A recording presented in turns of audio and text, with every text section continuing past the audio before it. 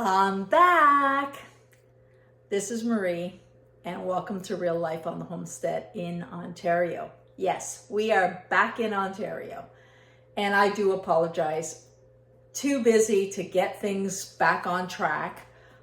We had animals to take care of, house to clean, laundry to do. I did not get my Soup Saturday done, and I probably won't get any of those episodes done again until January. So I apologize for that. It's all live and learn, and this is real life, and sometimes we just can't get it done. But I have to say, I have to appreciate the following that we've accumulated. People are still watching our apple cider vinegar video, and I get tons of questions. Now, I have been very diligent about trying to answer every question personally, but our following is growing tremendously. And I do ask that if you have a question, read through the comments and see if somebody else has already asked that question and I've already answered it, because it will get to a point where I just won't be able to answer every single comment. I will continue to try, but I have to be a realist as well. But getting back to that apple cider vinegar, I've had a lot of questions. People are concerned. They're worried. What happens now? And I thought, you know what? I'm back. I got to strain mine. So I'm going to strain it with you watching, and I'll answer some questions. I'll also show you my long-term mother of my vinegar that I've had for years. And someday, if you continue to recycle your vinegar over and over, you will develop a mother of your own in there. I've had some people saying it's not apple cider, it's apple vinegar. Well, when you ferment the sugar with the apples, they will become an alcohol, which is what cider is. And then after that, when we add the acidity, then it becomes a vinegar. So in my opinion, it is an apple cider vinegar. You can have your opinion, by all means. Of course you can have your opinion. I'm not here to tell people what to do. I'm here to share what I do and take you along on my journey. And hopefully you learn a little bit from me. And I've already learned a lot from people's comments. So let's continue to work together and make our lives a success. So I'm going to show you straining my apple cider now. Now I'm going to try and play with the tripod as much as possible so you can see everything I'm doing. And I'm going to show you a few little tricks that I use as I strain my apple cider to make the vinegar. I always have like a catch bowl just in case I spill. I use a strainer in there, and a trick that I have learned over the years is if I put a wooden spoon in there, it keeps it from flipping over. This is my old apple cider that I have here, apple cider vinegar. This is vinegar. And my very clean hands, I'm going in there because I am going to show you what my mother looks like. God, it's slimy. It's really gooey. It is exactly like a kombucha SCOBY, and I do kombucha as well. But here is my mother. This is just a culture that ferments, and I have to tell you, you can go into this. I'm not gonna bring it too close to the camera because then I'll be dripping onto the floor. But see how I could actually split it? So I have actually shared this with people. I'm not gonna do this one. I'm not gonna split it, but I have taken pieces off and shared it with people who want a mother for their vinegar. So I'm gonna take this, throw it in my new batch, because this batch here, I have another mother in there. So I'm gonna just leave that one. This one is super acidic. I would say that this is maybe a 7-8% acidity because it's so old and it continues to get more acidic. So I have that in there. I'm going to just, of course I get one that doesn't fit. I'm just gonna pull out for a 3 liter about This is what, 1/3 of a cup. That's all I really need. That's the start for the next batch. I'm just going to push this out of the way and grab the one that we did together. Oh my goodness, it's so heavy.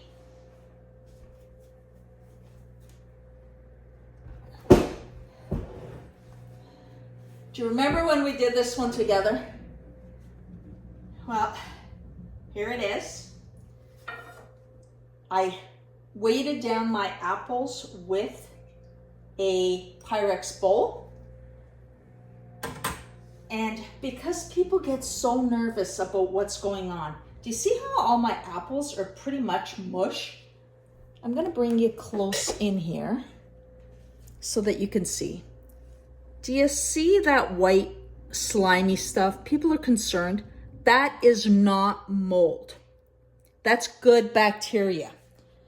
Mold that you need to be concerned with is black. This is not black mold. This is good. What I'm going to do is I'm going to strain this out, and the apples in here, I'm going to give them to the chickens because it is one of the best things you can do for your chickens is to give. I am dealing with a very, very heavy jar here, and I don't want to drop it. So I'm gonna try to do this slowly, not make a mess.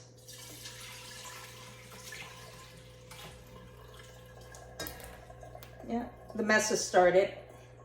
Not surprised. What I'm going to do is as I strain this through, I will be dumping the apples into another bowl. I had to grab a tea towel because I was dripping backwards and it was starting to make quite the mess. But these apples here, like I said, are going to the chickens. Beautiful probiotic for them. Really good for their gut health. And the same as it's good for us, it's good for them. And I won't give it to them all at once. I'll put it in the fridge and I'll just give them a little batch at a time.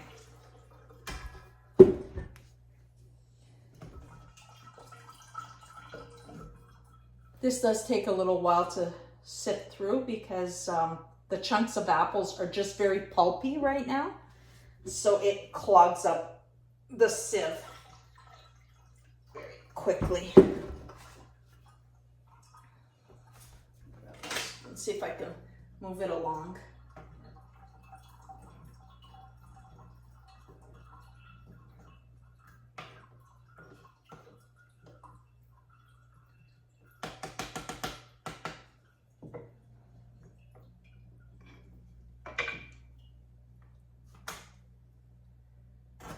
I want to show you this. It's just like applesauce. It's all mushed up apples. They've been fermented, like I said. Perfect probiotic for the chickens. And I'm going to just put this on a fast forward so that you could just see me do the whole thing.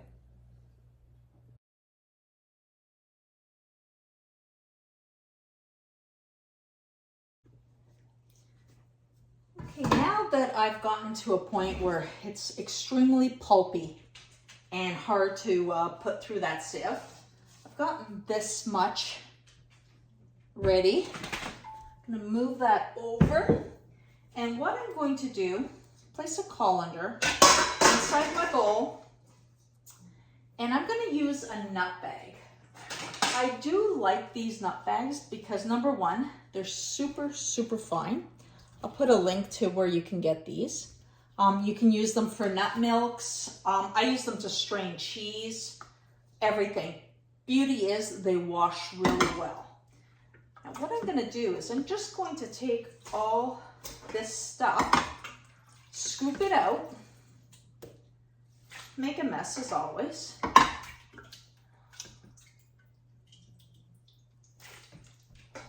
Mess I make, you think I'd never done this before, but I have, honestly. There you go. Let's see if I can pour some in now that the bag will hold. kind of hold.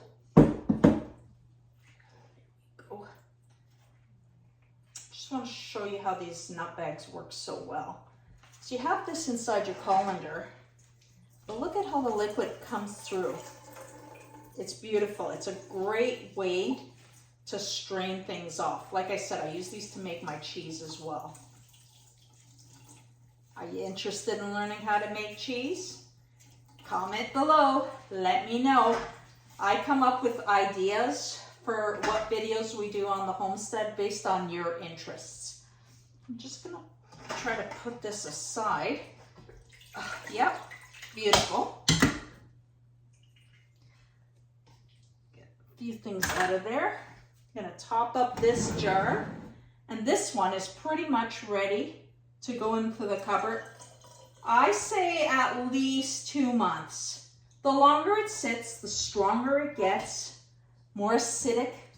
Remember, if you reach 5% acidity, which on the pH strip I think is a 3 pH, but double check that. So this will be good for canning. If it's 5% or higher in acidity, it's good for canning. I'm going to top this up just a little bit more because there's the room. Let's see if I can strain it out of here before I add any more. See, I don't care if there's any left in the pulp because, like I said, I'm giving it to the chickens. So I don't feel like I'm wasting because I am an anti-waster.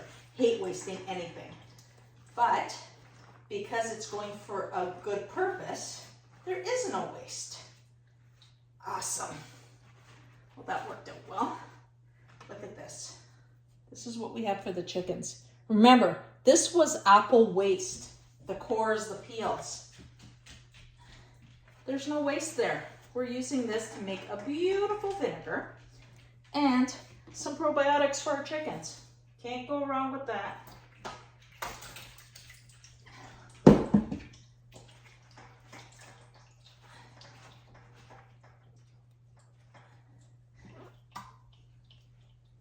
So I do this once a year during apple season, but you can do it anytime as long as you get your apples.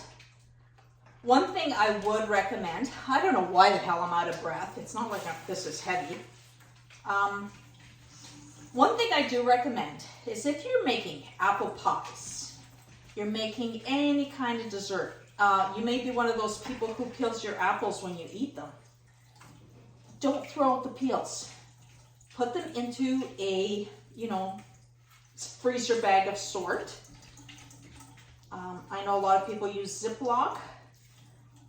I also use those, but let me show you this. I recommend you get some of these. They're silicone zipper bags. They're really tough. The sun is just coming in the window the wrong way right now, sorry.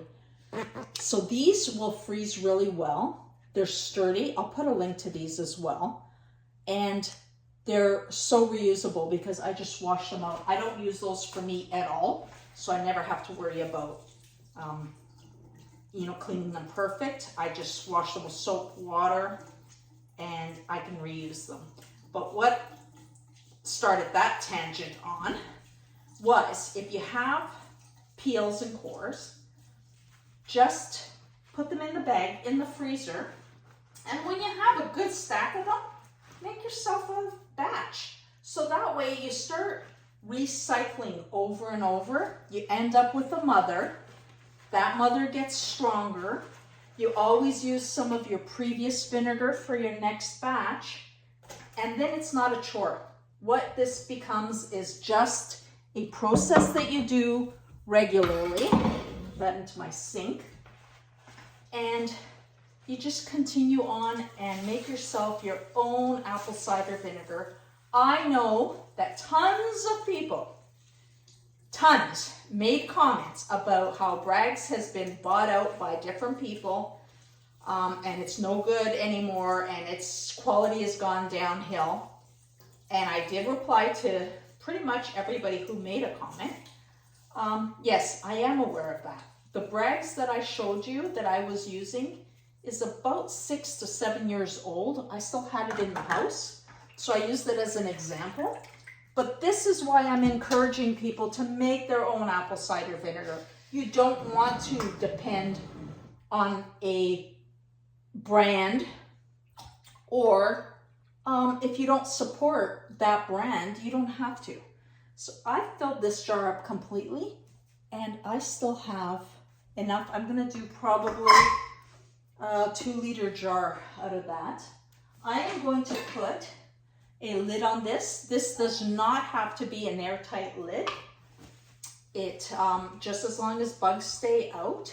This is going to go into a dark, cool place, and when I need some apple cider vinegar, I'm gonna have it. Now, one thing I didn't mention is don't use a metal lid. Use a plastic, or if you don't have a plastic lid, if you only have the metal lids, what I suggest you do is get yourself some plastic wrap or a plastic bag, place it over your jar, and then put the band on. This way, you're creating a barrier between the acidic liquid and the metal, and it won't rust. The way to find out if it's at an acidity you like, taste it. Go in there, take a little bit out, taste it. If it's not acidic enough for your liking, let it sit longer. If you want to use it for canning, test it with a pH strip.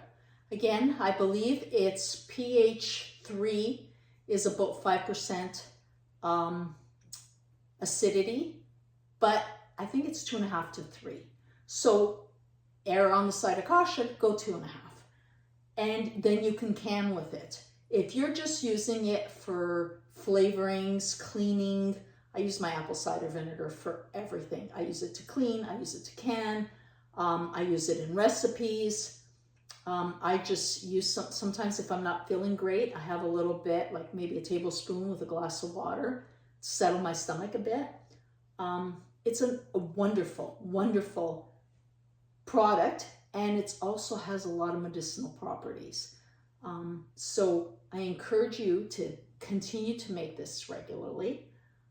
Keep the batch going, and again, go out and live your best life. We'll talk to you soon.